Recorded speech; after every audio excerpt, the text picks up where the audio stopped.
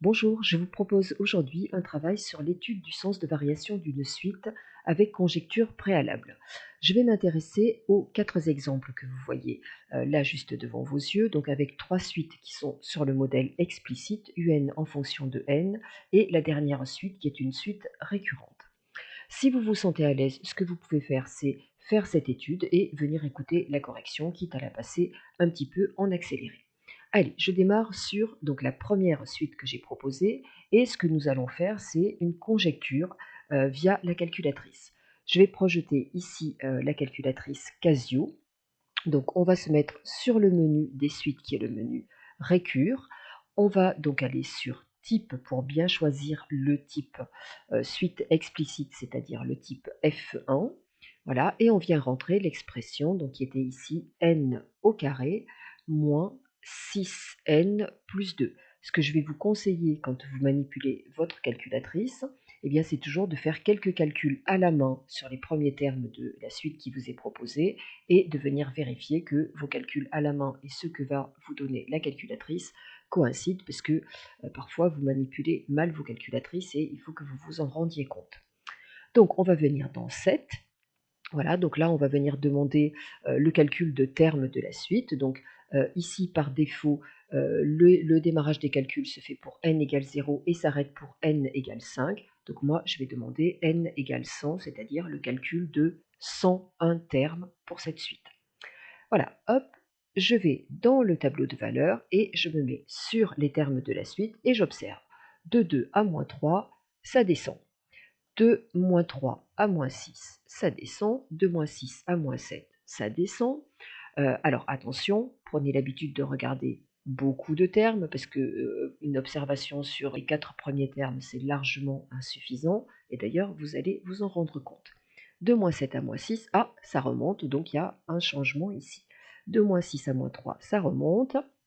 De moins 3 à 2, pareil. Et puis on observe, et là, on a l'impression que eh bien, cette suite qui au début avait l'air d'être décroissante devient croissante à partir d'un certain indice. Alors ce qui va être important, c'est qu'on aille visualiser la représentation graphique pour voir si elle confirme. Donc je reviens au début, hop, et je vais aller sur GPLT, voilà, qui va me donner la représentation graphique. Et là, je me rends compte que je ne vois rien. Ce qui est normal, c'est ma fenêtre d'affichage qui est très mal gérée. Donc je vais sur Shift V Window, le X minimum, les X représentent les N, donc N étant un entier naturel, je vais mettre N minimum égale à 0. Je valide, maximum, donc j'avais dit que j'allais jusqu'à N égale 100, donc je vais mettre max 100. Alors ici, si je laisse scale 1, ça veut dire que la calculatrice, sur son écran qui est quand même relativement petit, va me faire entre 0 et 100 des tirés tous les 1 en 1. Ça fait quand même beaucoup de tirés pour un tout petit espace, donc je vais lui demander de faire des tirés tous les 10 en 10 ou tous les 5 en 5. Au niveau des Y, ce qu'il faut savoir, c'est que ce n'est pas vous qui choisissez, autant les X, c'est nous qui choisissons, les Y, on ne choisit pas, puisque en fait, ce sont les valeurs des termes de cette suite. Donc qu'est-ce qu'on va faire? On va retourner voir eh bien, comment se comportent les termes de cette suite. Donc on retourne dans le tableau de valeurs, hop, et on vient regarder les termes de cette suite. Donc 2, moins 3, moins 6, moins 7, moins 6. Ah, on a l'impression, si notre observation est correcte, que moins 7 va être la valeur minimale. Et puis par contre, que les termes de la suite ont l'air d'augmenter et d'aller quand même assez haut. Voilà, donc cette observation suffit pour qu'on retourne sur la fenêtre d'affichage et qu'on mette Y minimum. Allez, je vais me laisser une marge de manœuvre, je vais mettre moins 10. Maximum, on a vu que ça montait quand même assez haut et vite. Je vais mettre 1000. Scale, là aussi, pour une hauteur d'écran qui est quand même toute petite. Si au bas de l'écran, je suis à moins 10, en haut de l'écran, je suis à 1000 et je demande de faire des tirés tous les 1 en 1, la calculatrice ne va pas trop apprécier. Donc, je vais lui demander de faire des tirés tous les 100 en 100. Voilà, je sors de là, donc je vais de nouveau sur le tableau de valeurs, sur GPLT, et j'observe que, effectivement, à partir d'un certain moment, ma visualisation qui était la suite a l'air d'être croissante à partir d'un moment donné, eh bien, c'est tout à fait réaliste. Donc, si je retourne voir le tableau de valeurs. Hop, pardon. Je vais y arriver. Voilà. Eh bien, quand est-ce qu'elle avait l'air d'être croissante? Parce que ce qu'il faut savoir sur une suite, à la différence des fonctions, quand on parle du sens de variation d'une fonction, on indique la fonction est croissante sur l'intervalle machin, elle est décroissante sur l'intervalle truc. Au niveau des suites, quand on donne le sens de variation d'une suite, eh bien, on ne parle que de ce qui se passe à un moment donné et qui va durer tout le reste du temps. C'est-à-dire que là, on va dire que, eh bien tiens, à partir du rang 3 au rang 4, hop, ça augmente. Du rang 4 au rang 5, ça augmente. Donc la suite semble croissante à partir du rang 3. Et voilà la conjecture que je vais aller émettre ici. Donc la suite semble croissante à partir du rang 3. Alors quand vous parlez de la suite, vous mettez entre parenthèses, parce que sans parenthèse, c'est juste le terme UN. Semble croissante à partir du rang 3. Et ce qu'on va faire, eh bien, c'est aller le démontrer à partir du rang 3. Évitez de parler du énième terme ou quoi que ce soit, puisque vous risquez de faire des fautes, puisque à partir du rang 3, c'est le quatrième terme. Donc, parler de rang, c'est l'indice, et l'indice, il se voit bien dans le tableau de valeurs. Alors, comment va-t-on faire pour démontrer cette conjecture? Eh bien, on a plusieurs façons d'étudier le sens de variation d'une suite, et en tout cas, il y a une façon qui marche pour toutes les suites, qui est valable quelle que soit la suite qu'on propose, et c'est la technique qui consiste à étudier le signe de U indice n plus 1 moins U indice n. C'est celle que je vais exposer dans cette vidéo. Donc, je vais venir calculer U indice n plus 1 au préalable. Donc, U indice n plus 1, c'est n plus 1 au carré, moins 6 facteur de n plus 1 plus 2. Vous vous rendez compte que, je pense que vous vous en êtes aperçu, que les suites, c'est très très calculatoire. Donc, si vous avez des défaillances au niveau des règles de calcul, ça risque de bloquer et donc il faut que vous vous entraîniez à faire du calcul. Donc là, il y avait une identité remarquable, à ne pas louper, a plus b au carré égale a carré plus 2ab plus b carré. Et il y avait ce signe moins auquel il faut faire très attention, c'est moins 6 qui va se distribuer sur la parenthèse. On obtient donc n au carré moins 4n et puis moins 3. Une fois qu'on a fait ça, on peut donc calculer U indice n plus 1 moins U indice n. Attention à ce moins qui est là, qui nous donne n au carré moins 4n moins 3 moins, entre parenthèses, n au carré moins 6n plus 2. Voilà, le calcul, il faut vraiment y prendre le temps qu'il faut et ne pas aller trop vite parce que si on se trompe, eh bien c'est fini et on ne va même pas valider notre conjecture, ce qui serait quand même embêtant. Donc le moins se distribue sur toute la parenthèse, ce qui donne moins n au carré plus 6n moins 2. Les n au carré s'éliminent, c'est pas plus mal, et il nous reste 2n moins 5. Et on va devoir étudier le signe de 2n moins 5.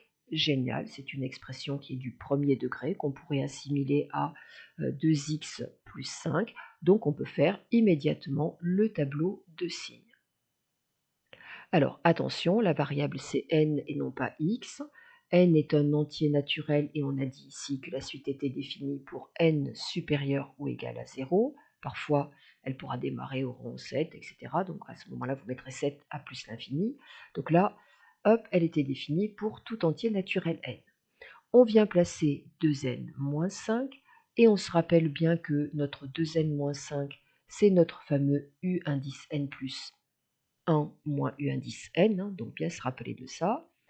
Pour remplir ce tableau de signes, on vient résoudre l'inéquation à côté, 2n moins 5, par exemple, supérieur ou égal à 0, 2n supérieur ou égal à 5, n supérieur ou égal à 5 demi. Qu'est-ce qu'on est en train de dire? On est en train de dire qu'on mettra le signe plus pour l'expression 2n moins 5 lorsque n sera supérieur à 5 demi. Alors même si 5 demi n'est pas un entier, eh bien on vient le placer ici. Donc hop, je mets le signe plus ici et le signe moins ici.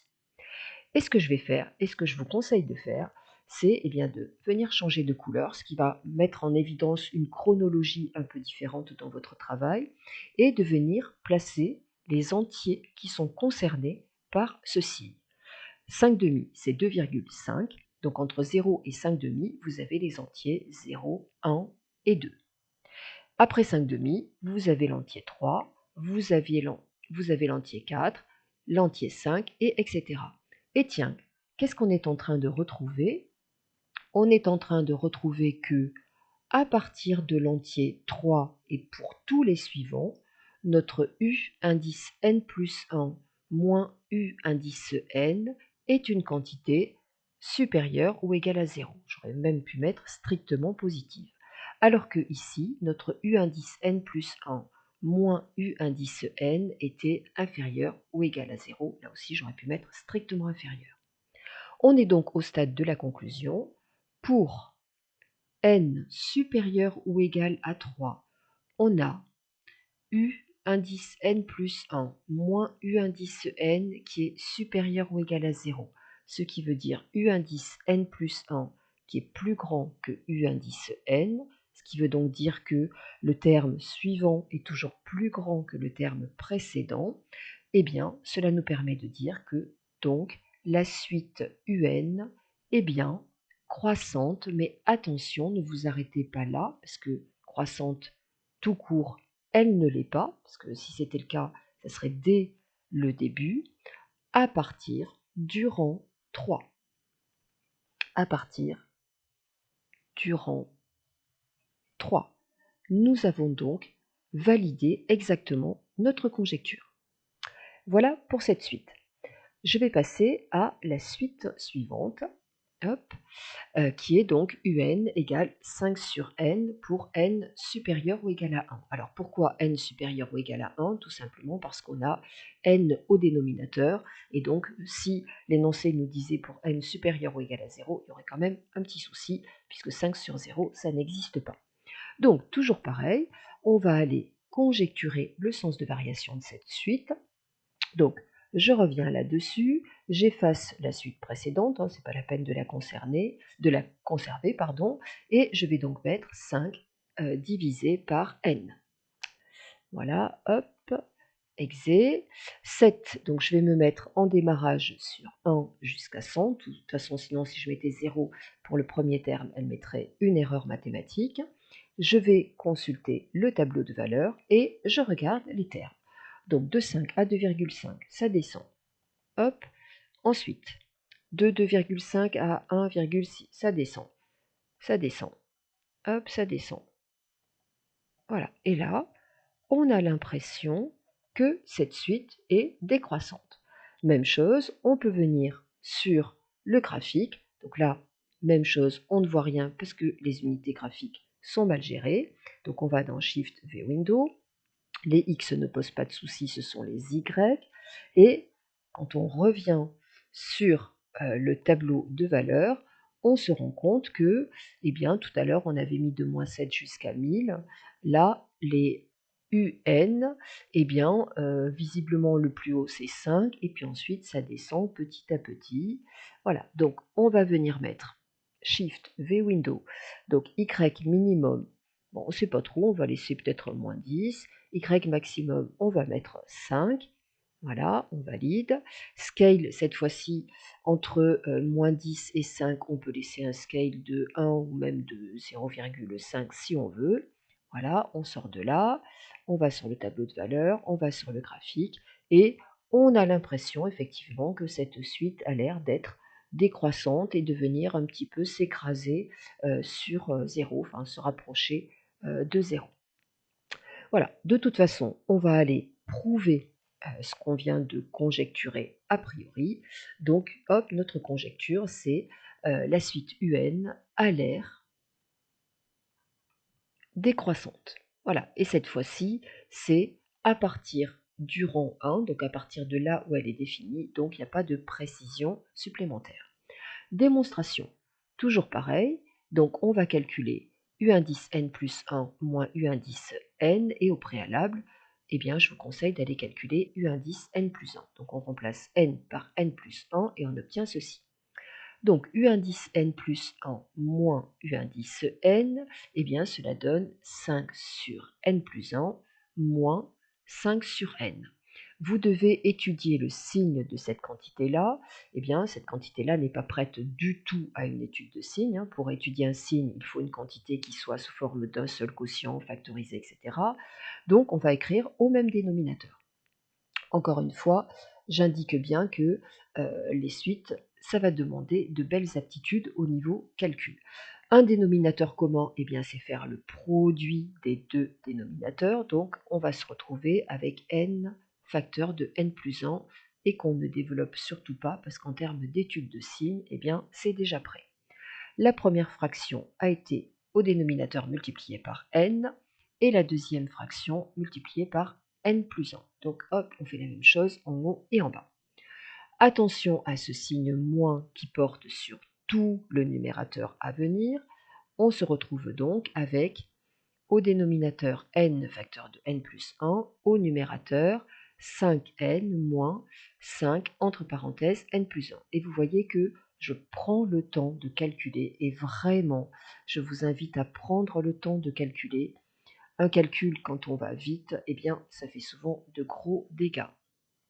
Voilà, on distribue le moins 5 et on obtient donc moins 5, hop, sur n facteur de n plus 1.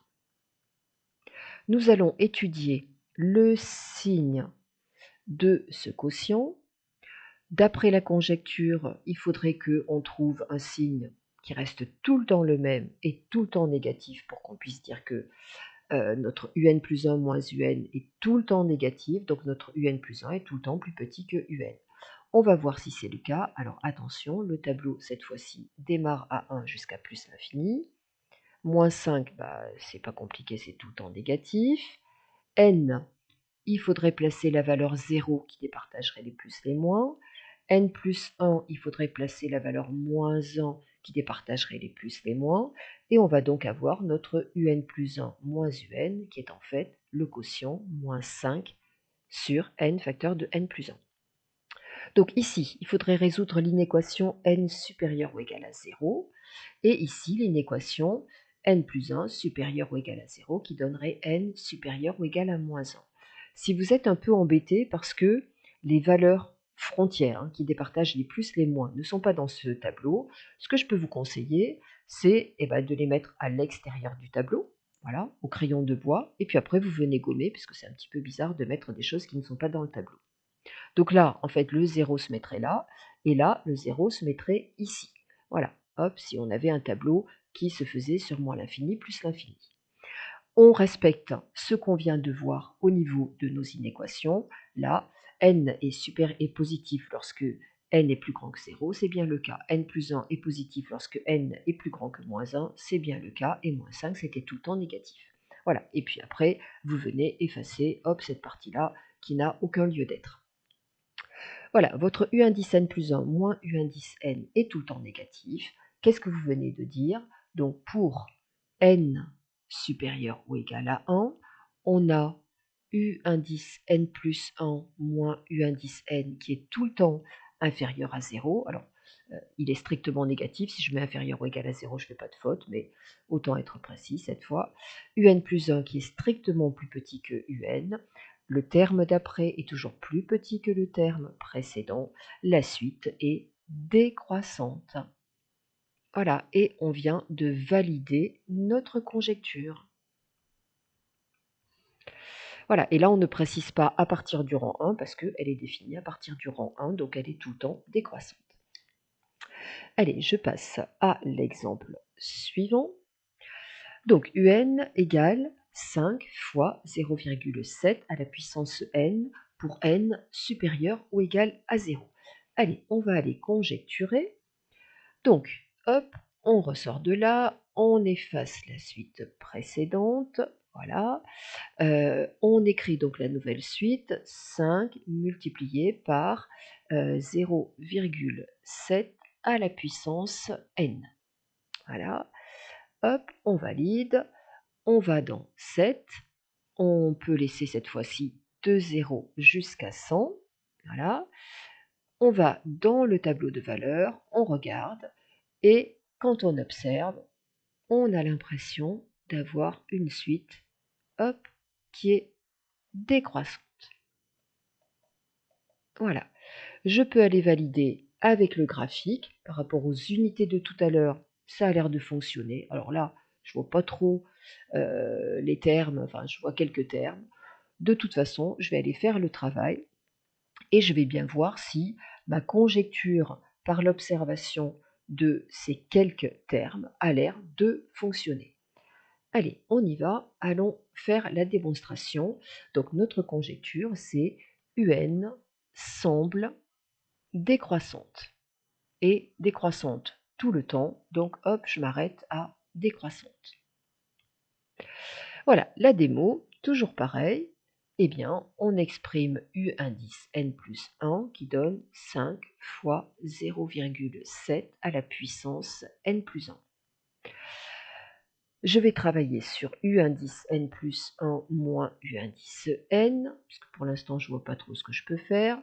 5 fois 0,7 à la puissance n plus 1 moins 5 fois 0,7 à la puissance n.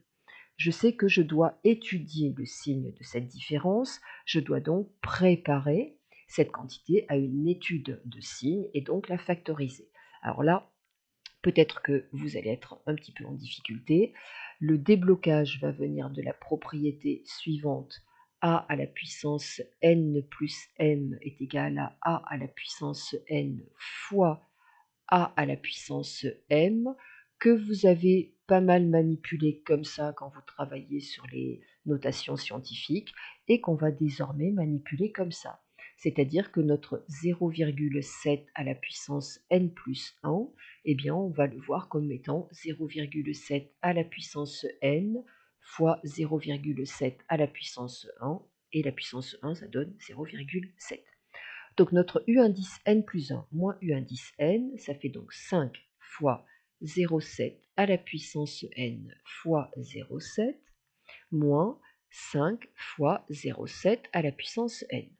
Là, c'est génial parce qu'on se rend compte que eh bien, 5 fois 0,7 à la puissance n est un facteur commun. Donc, on va venir le mettre en commun, parce que pour étudier un signe, eh bien, sauf quand on a du mx plus p du premier degré, sinon il faut factoriser, eh bien, hop, de cette façon-là, on va réussir à factoriser. Il nous manque, hop, dans la parenthèse, 0,7 pour retrouver notre premier terme, et il nous manque moins 1, puisque on avait 5 fois 0,7 puissance n. Voilà, vous pouvez vérifier, donc quand on distribue, on retrouve bien le premier terme, et quand on distribue, on retrouve bien le deuxième. Ceux qui se posent la question de pourquoi il y a ce fameux moins 1, bah tiens, si je vous donnais x au carré moins x, je pense que ça ne vous choquerait pas si je dis que c'est x facteur de x moins, et puis pour retrouver le x que j'ai ici, eh ben, il faut que je mette moins 1. Voilà, donc là on a fait exactement pareil. 0,7 moins 1, eh bien cela donne, hop, moins 0,3. Et puis après, comme il n'y a que des multipliés, on peut réagencer cette multiplication comme on veut et faire 5 fois moins 0,3 qui fait moins 1,5 fois 0,7 à la puissance n. Et puis attention, n'allez rien faire de plus, n'allez surtout pas multiplier moins 1,7, 5 et 0,7. Exemple, 2 fois 3 au carré et 2 fois 3 le tout au carré, est-ce que c'est la même chose? Vous allez voir que non, ça fait 2 fois 9 et ça fait 18, alors que 2 fois 3, donc 6 au carré, eh bien cela donne 36. Donc attention, là, on s'arrête là, on ne va pas plus loin que ça, on risque de faire des grosses fautes. Et puis là, eh bien, moins 1,5, c'est une quantité qui est négative. 0,7 à la puissance n, c'est une quantité qui est tout le temps strictement positive. Donc, qu'est-ce qu'on vient de prouver? On vient de prouver que pour tout n, puisqu'on n'a pas dû faire quoi que ce soit sur les valeurs de n, pour tout n supérieur ou égal à 0, on a U indice n plus 1 moins U indice n qui est strictement négatif. Donc U indice n plus 1 qui est strictement plus petit que U indice n. Je répète encore, le terme d'après est tout le temps plus petit que le terme d'avant, la suite UN est une suite décroissante. Et on vient de valider notre conjecture. Voilà, donc j'espère que cette vidéo vous éclaire sur des sens de variation de suite, et j'ai donné des modèles de suite qui ne sont quand même pas les plus simples, puisque j'ai donné une suite basée sur un polynôme du second degré, une suite basée sur du quotient, et puis là, une suite avec un travail sur les puissances. Je vais passer au dernier exemple. Voilà, donc cette fois-ci, une suite récurrente, et je vais aller observer la calculatrice. Donc, cette fois-ci, attention au niveau de la calculatrice.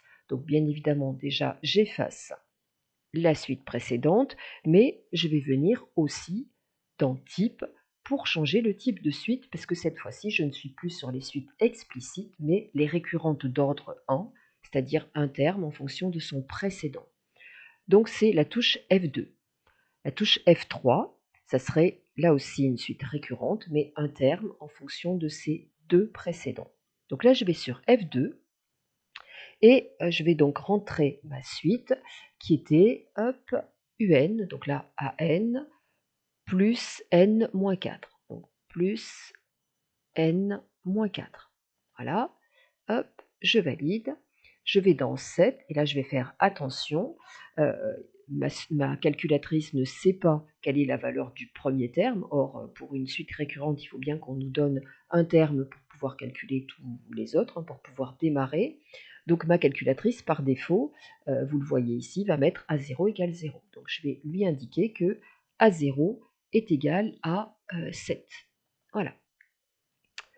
Hop, je sors de là, je regarde mes termes de suite, et, eh bien, passage de 7 à 3, ça descend, de 3 à 0, ça descend, de 0 à moins 2, ça descend, de moins 2 à moins 3, ça descend, de moins 3 à moins 3, ah, ça stagne, de moins 3 à moins 2, ça remonte, ça remonte, ça remonte, voilà. Et donc là, je vois bien que il y a un changement de variation, visiblement, et dont la frontière, dont le lieu de changement de variation, eh bien, c'est au niveau de... Alors, si je parle de stricte monotonie, croissance ou décroissance, je vais dire que c'est à partir du rang 5. Mais si je parle de monotonie tout court, décroissance, croissance, je peux dire à partir du rang 4.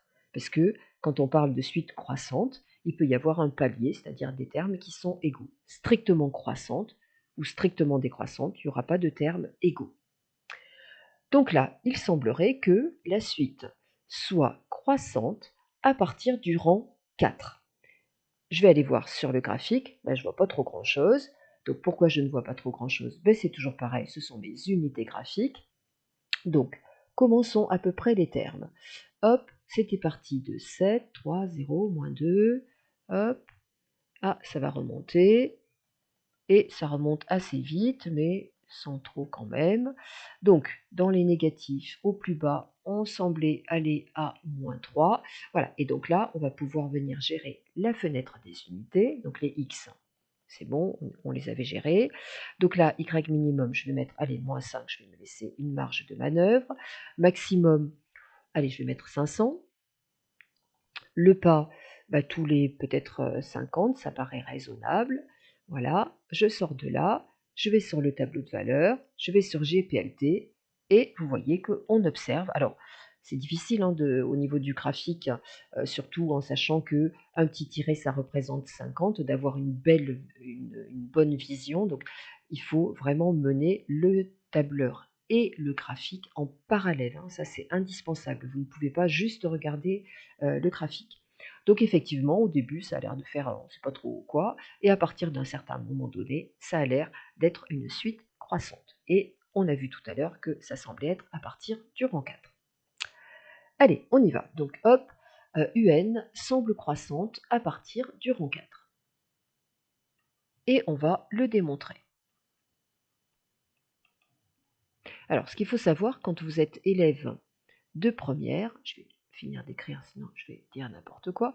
Quand vous êtes élève de première, c'est que les suites récurrentes qu'on va vous donner, elles seront quand même relativement sympathiques, tout simplement parce que pour pour travailler réellement sur les suites récurrentes, eh bien, il nous manque un raisonnement qui n'est travaillé qu'en classe de terminale et qui s'appelle le raisonnement par récurrence, qui va vous permettre de faire bien plus de travaux que ceux que vous ferez en première. Donc, les suites de première, encore une fois, elles vont être relativement sympathiques. Alors, comment on travaille sur le sens de variation de cette suite? De cette suite, on calcule u indice n plus 1 moins u indice n. Alors, dans les suites précédentes, eh bien, on a mis du temps à calculer u indice n plus 1. Là, ce qu'il faut savoir, c'est que votre u indice n plus 1, il est donné dans l'énoncé. Donc, n'allez pas vous casser la tête et faire n'importe quoi. Vous recopiez ce que vous dit l'énoncé. Voilà, u indice n plus 1, c'est un plus n moins 4.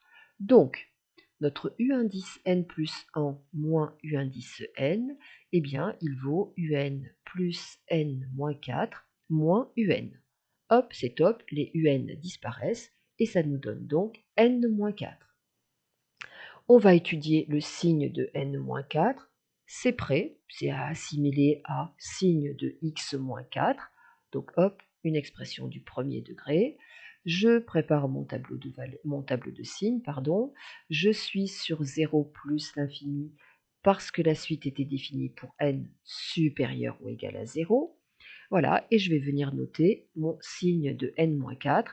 Et si je veux, je peux à la place de ça marquer u indice n plus 1 moins u indice n. Pour certains d'entre vous, ça sera peut-être plus parlant. Comment j'étudie le signe de n-4? Eh bien, en résolvant par exemple cette inéquation. Quand est-ce que n-4 sera positif? Donc, quand est-ce que je mettrai le signe plus? Quand n sera supérieur ou égal à 4. Donc, hop, je vois que je dois mettre 4 ici, 0 là, je mets le plus ici, et le moins là, c'est en accord avec mon inéquation. Mon u indice n plus 1 moins u indice n, dans cette partie-là, il était négatif. Dans cette partie-là, il était positif. Vous retrouvez le fait que sur la calculatrice, vous n'avez pas trouvé un comportement sens de variation fixe, mais qu'il y a eu quelque chose qui s'est passé différemment à partir du rang 4. Voilà, et là, vous venez de valider que pour n supérieur ou égal à 4, on a u indice n plus 1 moins u indice n qui est supérieur ou égal à 0, c'est-à-dire u indice n plus 1 qui est supérieur ou égal à u indice n. Le terme d'après est toujours plus grand que le terme d'avant. Et donc, vous venez de prouver que la suite un est croissante, mais attention, ne vous arrêtez surtout pas là, parce que là, vous commettez une faute. Là, la suite, elle n'est pas croissante, entre 0 pour n allant de 0 à 4. La suite un est croissante à partir du rang 4. Voilà, et on valide bien notre conjecture. Voilà pour ce travail sur le sens de variation d'une suite. Donc, j'espère avoir été clair. J'espère que ces exemples vont vous permettre d'en faire plein d'autres. Ce qui est important, c'est de bien comprendre que si vous avez des bases calculatoires défaillantes, votre premier travail va être ça, de remettre bien en place le calcul, les identités remarquables, la gestion d'un signe moins, les travaux sur les fractions, les travaux sur les puissances. Je n'ai pas fait de racine carrée ici, mais on pourrait imaginer une suite qui contiendrait des racines carrées. Donc il faut bien avoir une assise calculatoire. Et puis après, une fois que ça c'est fait, eh bien, si vous maîtrisez la technique de l'étude de signes, eh bien, normalement, ça roule tout seul. Voilà, je vous souhaite bon courage sur ce travail-là. Les suites, c'est un domaine important des mathématiques et qu'on retrouve dans plusieurs domaines de la vie courante. Donc, il est important que vous sachiez faire ce style de travail. Je vous dis à très bientôt et je vous souhaite bon courage. Au revoir.